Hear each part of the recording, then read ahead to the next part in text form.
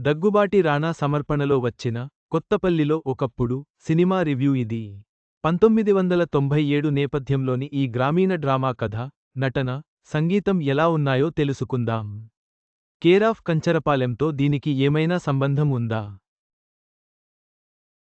Title: కొత్తపల్లిలో ఒకప్పుడు నటీనటులు మనోజ్ చంద్ర, Ravindra Vijay, Monica T, Usha Bonela, Banerjee, Phani, బొంగు సత్తి, ప్రేమ్సాగర్ తదితరులు దర్శకత్వం, ప్రవీణ పరుచూరి సంగీతం, మణి శర్మ, వరుణ్ ఉన్ని సినిమాటోగ్రఫీ, పెట్రోస్ అంటోని యాడిస్ నిర్మాతలు, గోపాలకృష్ణ పరుచూరి, ప్రవీణ పరుచూరి విడుదల తేదీ: జూలై 18, 2025 టాలీవుడ్లో విలేజ్ క్లాసిక్ హిట్ మూవీగా మంచి ప్రశంసలు పొందిన సినిమా కేరాఫ్ కంచరపాలెం.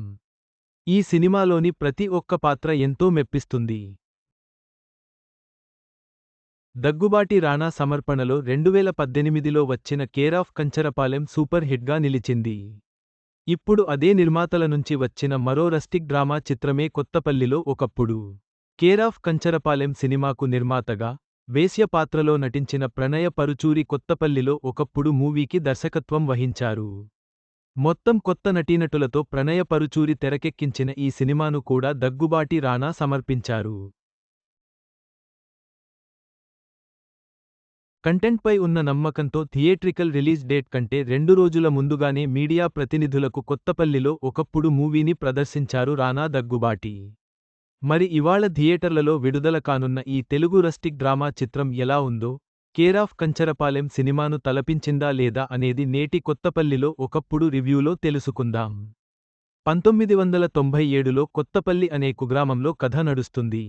కొత్తపల్లిలో అప్పన్న ఊరివాళ్లకు అప్పులిచ్చి టార్చర్ పెడుతుంటాడు.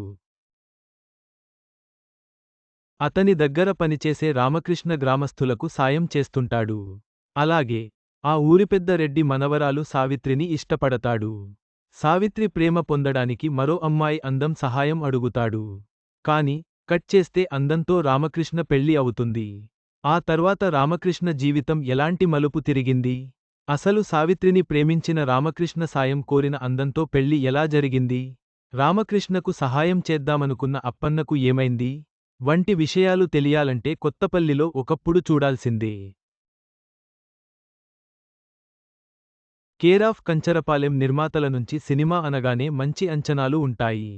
ఆ సినిమా మెచ్చినవారు ఖచ్చితంగా చూడాలనుకుంటారు. అందులోనూ ఆ సినిమాలో వేశ్యగా మెప్పించిన నటి ప్రణయ డైరెక్టర్ అని తెలియగానే ఇంకాస్త క్యూరియాసిటీని పెంచింది. అయితే మరి కేరాఫ్ కంచరపాలెం సినిమాను తలపించకపోయిన దర్శకురాలిగా ఒకంత సక్సెస్ అయ్యారు ప్రణయ పరుచూరి.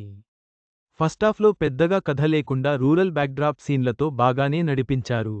కొన్నిచోట్ల కామెడీ, డైలాగ్స్తో పర్వాలేదనిపించారు. అయితే మరికొన్ని చోట్ల మరి సాగదీత వంటి ఫీలింగ్ కలిగింది. కొన్నిసార్లు సీన్ టు సీన్ జంప్ అయిన భావన వస్తుంది. కానీ కథ పరంగా బాగుందనే చెప్పుకోవాలి. కొన్ని బిగినర్ మిస్టేక్స్ అన్నట్లుగా చిన్ని చిన్ని పొరపాట్లు ఉన్నప్పటికీ ఓవరాల్గా కొత్తపల్లిలో ఒకప్పుడు మెప్పించేలా ఉంది. సినిమాటోగ్రఫీ రస్టిక్గా నేచురల్గా ఉంది. విజువల్స్ బాగున్నాయి. Editing okay. ఓ పాట అలరిస్తుంది. బీజీఎం పర్వాలేదు. నిర్మాణ విలువలు కూడా బాగున్నాయి. ఇక నటీనటుల పర్ఫార్మెన్స్ బాగుంది. ముఖ్యంగా రవీంద్ర విజయ్ మెప్పించారు. అలాగే కొత్తవాళ్లలో ఉష బోనెల, మనోజ్ చంద్ర, మోనిక టి బాగా చేశారు. మిగతా పాత్రధారులు కూడా తమ పరిధిమేర ఆకట్టుకున్నారు. నటిగా మెప్పించి నిర్మాతగా రాణించిన ప్రణయ పరుచూరి దర్శకురాలిగా పూర్తి స్థాయిలో కాకున్నా బాగానే సక్సెస్ అయ్యారని చెప్పుకోవచ్చు. ఇక ఫైనల్గా చెప్పాలంటే చిన్ని పొరపాట్లతో మెప్పించే విలేజ్ రస్టిక్ డ్రామా కొత్తపల్లిలో ఒకప్పుడు. మొత్తంగా కొత్తపల్లిలో ఒకప్పుడు సినిమా గ్రామీణ జీవితం, ప్రేమ, సంఘర్షణలను చక్కగా చూపించింది. కేరాఫ్ కంచరపాలెంతో పోల్చడం సరికాదు. కానీ మంచి ప్రయత్నం.